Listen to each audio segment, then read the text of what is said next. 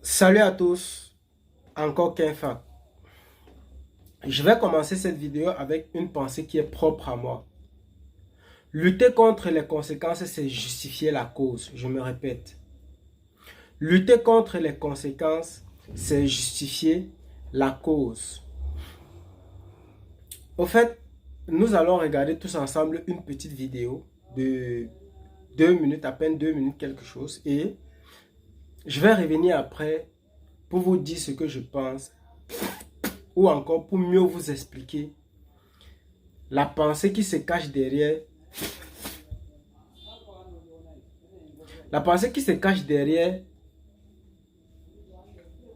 cette expression que je viens de vous donner. Nous allons rapidement regarder tous ensemble la vidéo et je vais revenir tout juste après. La vidéo là, elle est où? Attifé de couleurs vives et sombres, Okay. ce tricycle 100% électrique est l'œuvre d'un esprit camerounais, celui de Daryl. Âgé d'une vingtaine d'années, il a passé 2 mois pour matérialiser ce projet, mais un travail de longue haleine. Pour réaliser ce projet, ça m'a pris 2 ans de formation approfondie et puis 1 an de préparation avec mon équipe, plus 2 mois pour réaliser le projet. Au montage, on avait des professionnels à chaque domaine, comme le soudeur, le tôlier, l'électricien. Étant donné que le projet a été préparé en avance et des montages en 3D dans la machine où chaque technicien pouvait voir ce qu'il avait à faire exactement. Pour construire ce mini-véhicule, Daryl a fait importer des pièces électroniques de la Chine et acheter d'autres accessoires localement qu'il a taillés au millimètre près. Eh bien, voyons de quoi son moteur est capable. Pour commencer, enfilons notre double ceinture de sécurité. Un moteur silencieux de 15 kW, alimenté par une batterie de 10 kW. Ce véhicule d'environ 500 kg peut parcourir 100 km, 10 fois plus économique qu'un véhicule à essence, pollution zéro. Si on passe une base de 60 francs le kilowatt au Cameroun, donc 10 kW nous coûteront environ 600 francs. Et 600 francs pour faire 100 km, comparé à un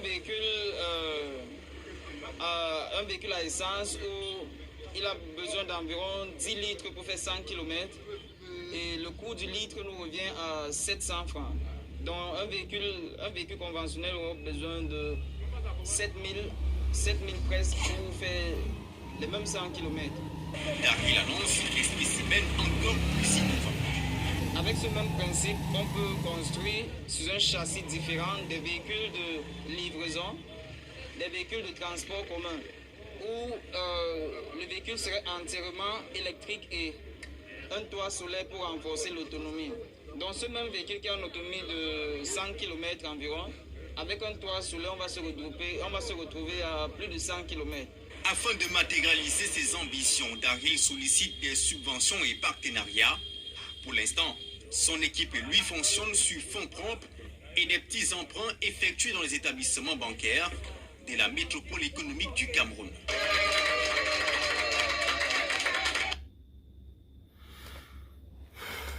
Ok. Comme nous avons tous bien écouté, la chose qui m'impressionne le plus dans cette vidéo, c'est la capacité, la compétence et le niveau de créativité des Africains. Malgré les étiquettes qui sont la plupart du temps collées à la jeunesse africaine comme quoi ils ne sont des bons à rien. C'est pour ça qu'ils sont les êtres les plus misérables de la planète Terre. Mais bref, pour revenir à ma pensée de tout à l'heure, je vais essayer d'expliquer quelque chose en revenant un peu sur l'histoire du monde. Je vais vous expliquer quelque chose qui est très simple afin que tout le monde puisse comprendre. Parce que moi, je pense que Si la jeunesse africaine n'arrive pas à s'en sortir, c'est parce que elle n'a pas encore vraiment compris comment le monde fonctionne.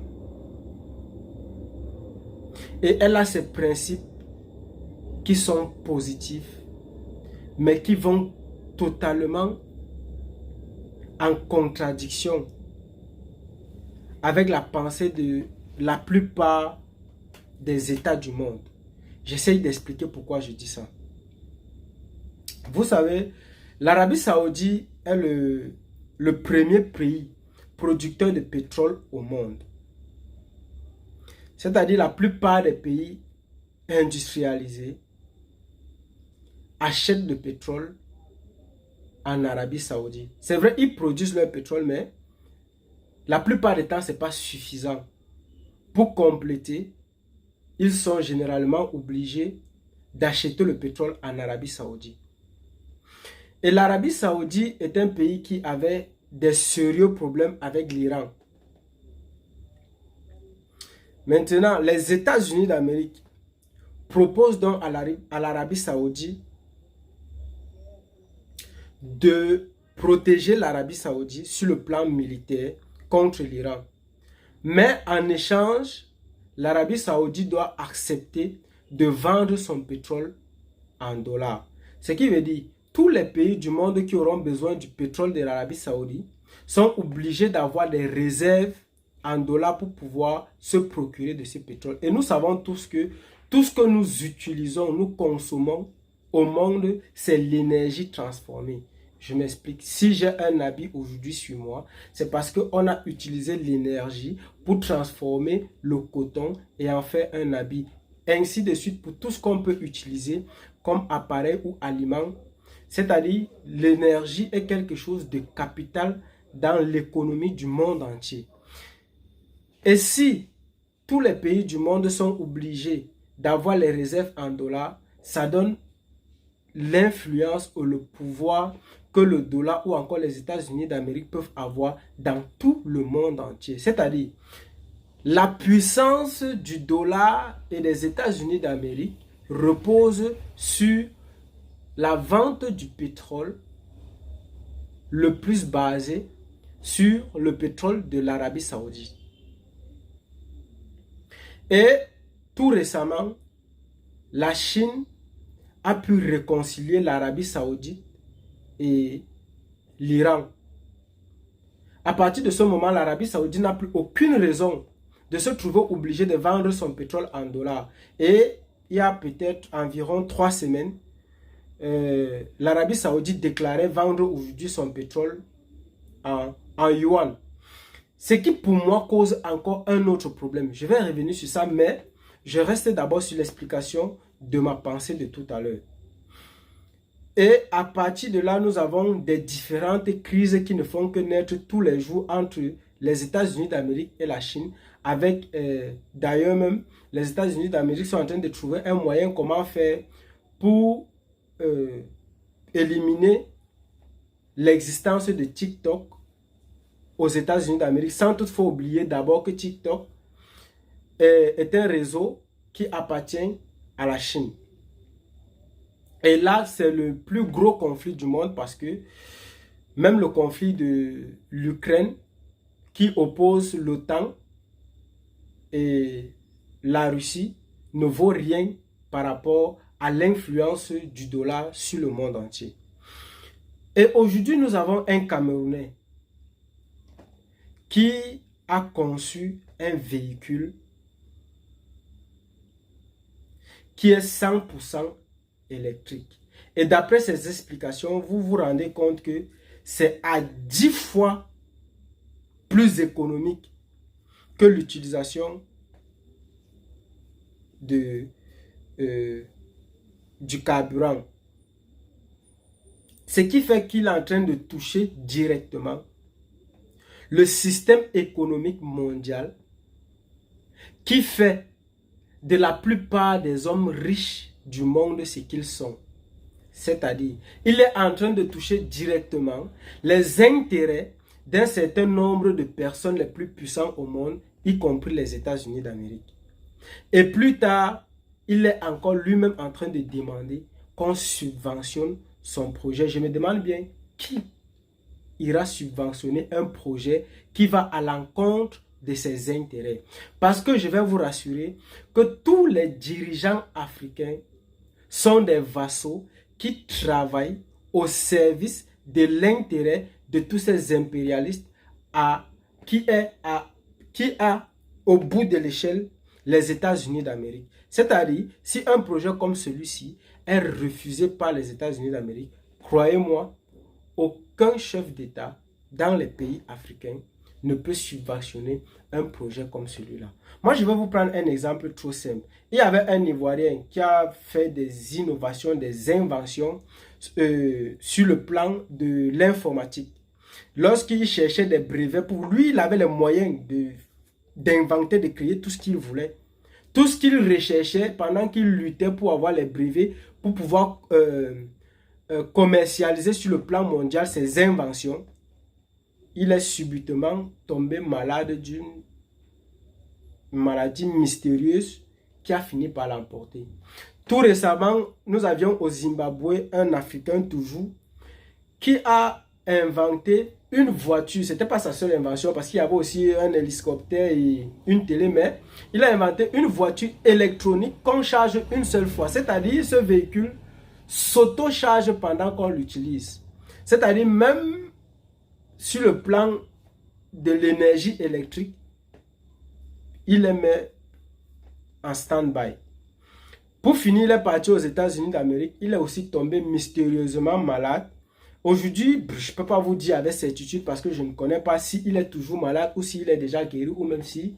Mais ce qui est sûr, il n'est pas mort. Parce que s'il était mort, ça devait être connu. Mais sinon, c'est tout simplement pour faire comprendre que ce qu'on appelle progression dans ce monde n'est pas exactement une progression. C'est une recherche effrénée avec une avidité qui ne dit pas son nom de l'intérêt, du profit et de l'hégémonie occidentale. Ce qui fait que tout projet fiable, important et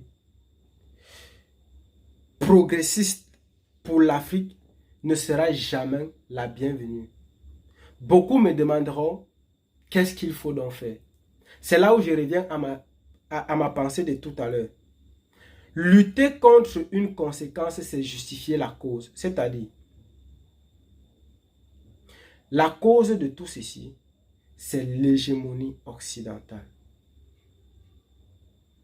Si un jour, les peuples africains veulent être indépendants, libres et se développer par leur capacité, parce qu'ils sont capables, il faut d'abord qu'ils soient capables de lutter contre l'hégémonie occidentale, parce que c'est ça la cause de tout ce qui arrive dans les pays d'Afrique.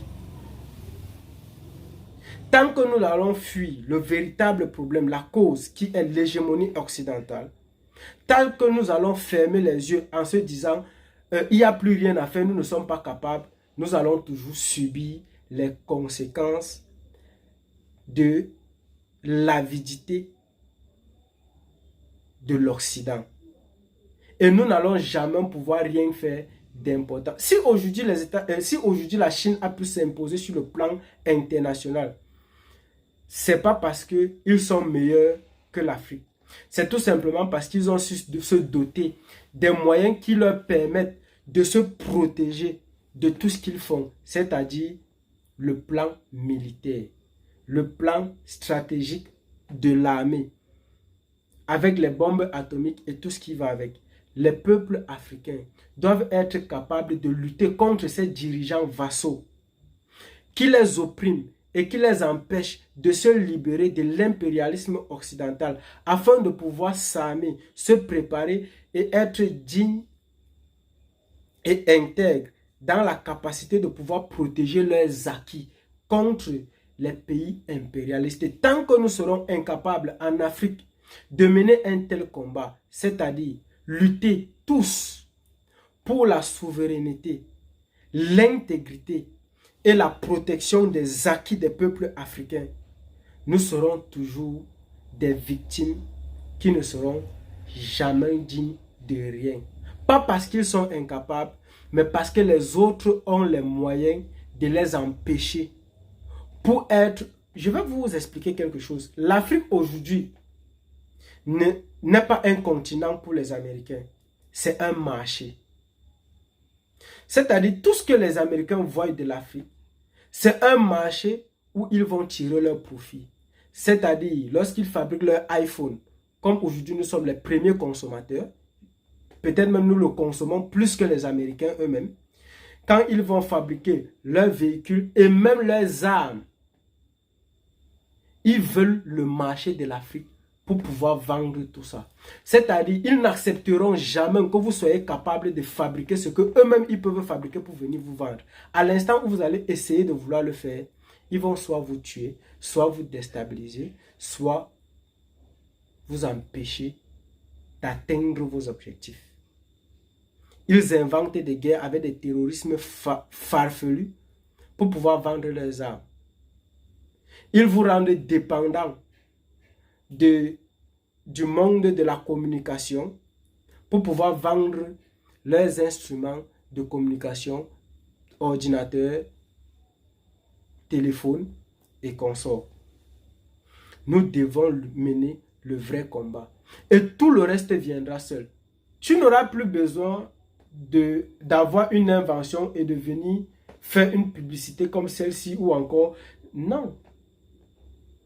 Après une invention comme celle-ci, tu n'auras que des commandes et des commandes.